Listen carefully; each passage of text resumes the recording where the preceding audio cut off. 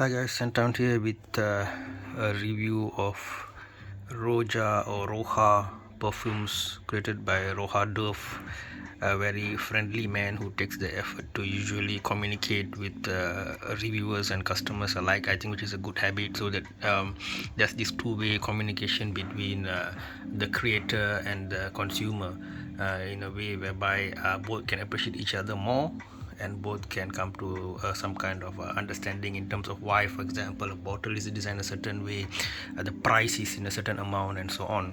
Okay.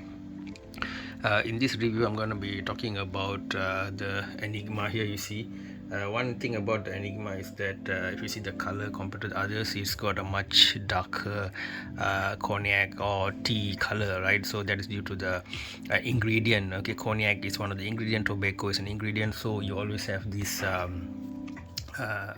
color different to that, and also that helps to understand the authenticity of the product.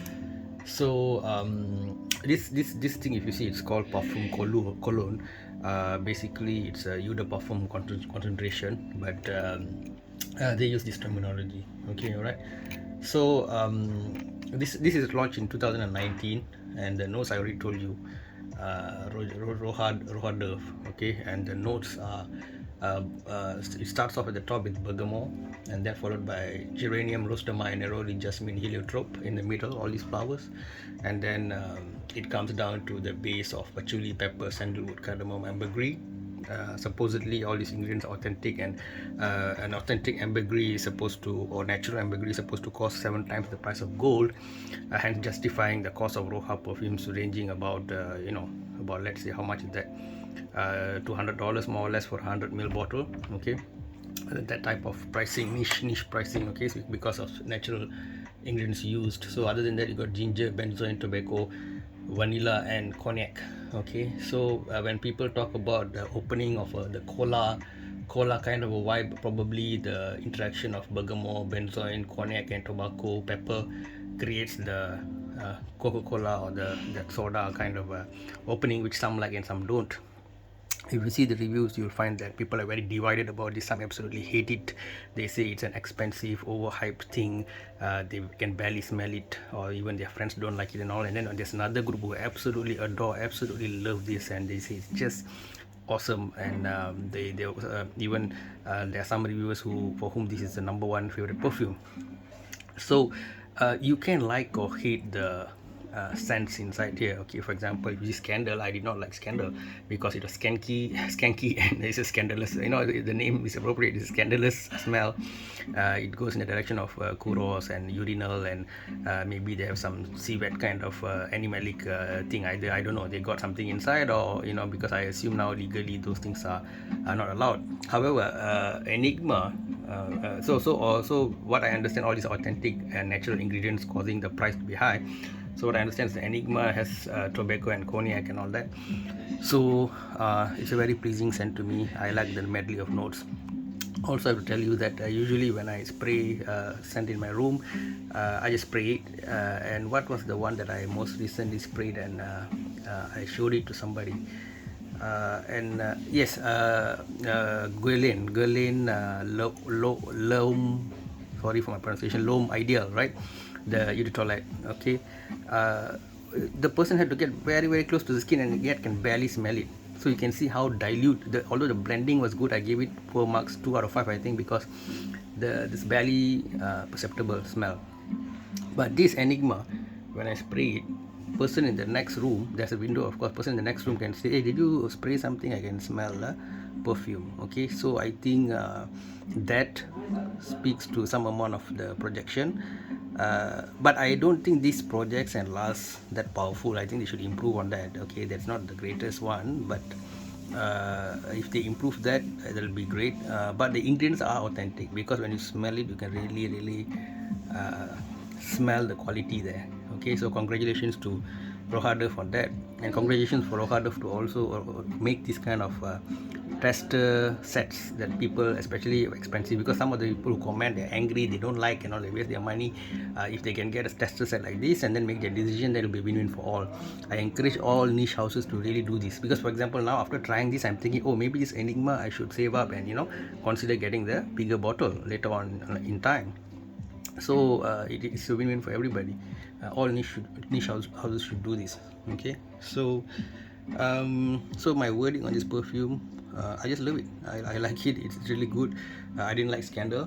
I like Enigma, but the name's a bit confusing. Elysium and Enigma, the names are almost similar, but Enigma supposedly mystery. And in one of the interviews, he talked about his inspiration. Roja said that he imagined the gentleman sitting in one of those gentlemen's club, with the area smelling of cognac and tobacco, mysterious person, and maybe he's not wearing the right dressing, and the manager is furious, fuming, and thinking, who is this guy? Suddenly, how come he managed to enter in this place? And also maybe it implies somebody who is powerful, who's mysterious, who has the ability to emit an aura of power and mystery. Okay, so but to me, I just say this is very pleasing, warm, and pleasurable scent to me. Okay, the memory is a very powerful modality of modifying any notes. Okay, that's why one group loves and one group hates it.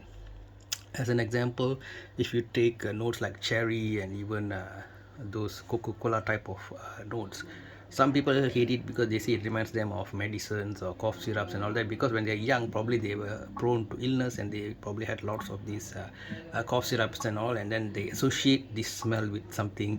Or cherry, a lot of cough syrup have cherry flavor, so they associate this with being ill, and it doesn't give them good vibes. Okay, on the other hand, if when you're young, your uncle, your someone who smoked a lot of tobacco smell, and you associate a lot of fun times, going out in the car, all this, and then that smell of tobacco, then you always have warm vibes when you think of that.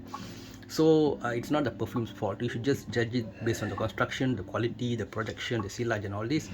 But whether you like it will ultimately, of course, depend on all those personalized past experiences, the skin chemistry, and so on and so forth, in making the final decision.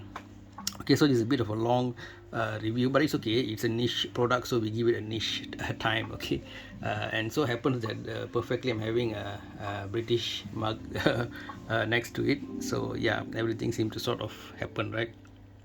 And Mr. Roja also shared some interesting snippets in some of his interview, where he mentioned about putting gold flakes in one of his perfume bottles. I think it was Hot Looks, if I'm not mistaken. And he made fun that he put that as an irony, whereby the people getting excited about the gold flakes inside the perfume bottle are wrong, because the other ingredients are way more expensive than the gold. For example, the Oris is 3.5 times the price, the natural ambergris is 7 times the price of gold, and the jasmine is up to twice the price of the gold. So niche is all about the concentration, the authenticity of the ingredients, and your nose will not lie. That is why, especially in niche perfumes, you should get a tester. You should take your time. You should buy very small sample bottle, and then over a few days really see if you like it and wear it. And I think it will give you a reward that is worth the price, because the quality, the projection and whatnot is always satisfying.